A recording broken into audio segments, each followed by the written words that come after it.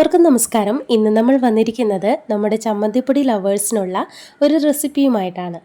ഒരു മാസത്തിലധികം കേടുകൂടാതെ സൂക്ഷിക്കാൻ പറ്റുന്ന ഒന്നാണ് ചമ്മന്തിപ്പൊടി. ചമ്മന്തിപ്പൊടി അല്ലെങ്കിൽ ഇടിച്ചമ്മന്തിപ്പൊടി, ഇതുമല്ലെങ്കിൽ വേപ്പിലക്കട്ടി എന്നും പല സ്ഥലങ്ങളിലും പറയാറുണ്ട്.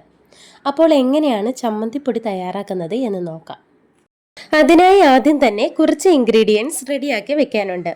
ഇവിടെ ഞാൻ 6 തേങ്ങയുടെ അളവിലാണ് ചമ്മന്തിപ്പൊടി റെഡിയാക്കുന്നത്. തേങ്ങ ചിരകി മാറ്റിവെക്കാം.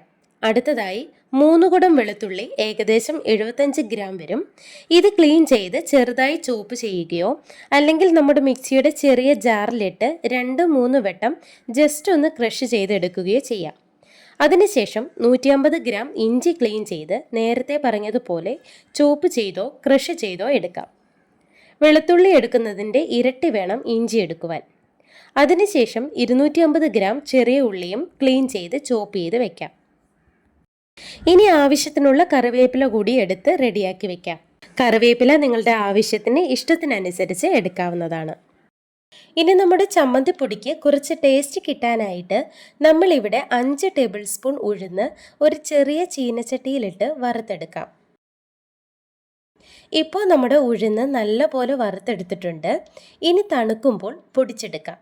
ശേഷം അത് മാറ്റി വയ്ക്കാം. പൊടികൾ ചേർത്ത് കൊടുക്കുന്ന സമയത്ത് ഈ ഉഴുന്ന് വറുത്ത് പൊടിച്ച പൊടിയും കൂടെ ചേർത്ത് കൊടുക്കാം. അപ്പോൾ ഇത്രയും കാര്യങ്ങൾ നമ്മളിവിടെ സെറ്റ് ചെയ്ത് വെച്ചിട്ടുണ്ട്. ഇനി നമുക്ക് നമ്മുടെ ചമ്മന്തിപ്പൊടി വറക്കുന്ന പരിപാടിയിലേക്ക് കിടക്കാമല്ലേ. അതിനായിട്ട് അടികട്ടിയുള്ള അത്യാവശ്യം വലുപ്പമുള്ള ഒരു പാത്രം അടുപ്പിൽ വെച്ച് കൊടുക്കാം. ഇനി ഇതിലേക്ക് 6 തേങ്ങ ചിരകിയത് ഇട്ട് കൊടുക്കാം. ഇനി ഇതിലേക്ക് ചോപ്പ് ചെയ്ത് വെച്ചിരിക്കുന്ന ചെറിയ ഉള്ളിയും വെളുത്തുള്ളിയും ഇഞ്ചിയും ചേർത്ത് കൊടുത്ത് ഇളക്കി യോജിപ്പിക്കാം. ഈ തേങ്ങ ചിരകി എടുക്കുമ്പോൾ വലിയ കഷ്ണങ്ങൾ വീഴാതെ എല്ലാം ഒരുപോലെ ഇരിക്കാൻ ശ്രദ്ധിക്കണം. അല്ല വലുത് വീണു പോയെങ്കിൽ അവയെല്ലാം എടുത്ത് നമ്മുടെ മിക്സിയുടെ ചെറിയ ജാറിലിട്ട് ക്രഷ് ചെയ്തെടുക്കാം. ഇങ്ങനെ ചെയ്തില്ലെങ്കിൽ തേങ്ങ റോസ്റ്റ് ചെയ്ത് എടുക്കുമ്പോൾ ചെറുതെല്ലാം പെട്ടെന്ന് മൂത്ത് വരികയും വലിയ കഷ്ണങ്ങളെല്ലാം മൂപ്പാകാതെയും ഇരിക്കും. ഇനിയാണ് ഒരു പ്രധാനപ്പെട്ട കാര്യമുള്ളത്.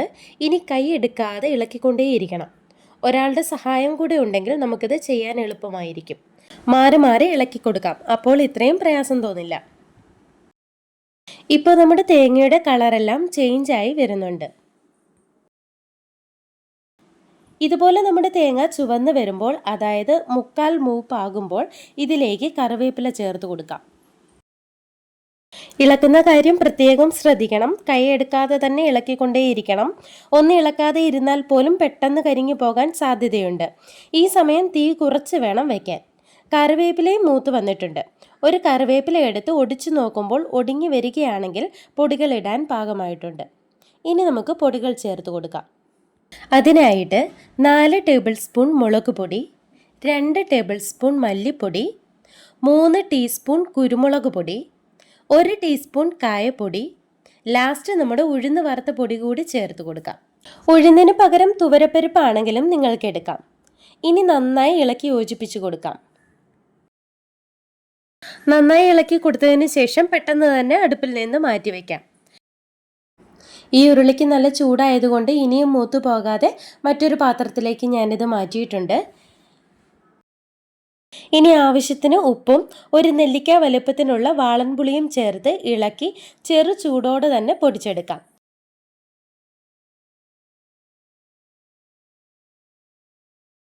ഒരുപാട് നേരം ജാറിലിട്ട് പൊടിച്ചെടുക്കരുത്.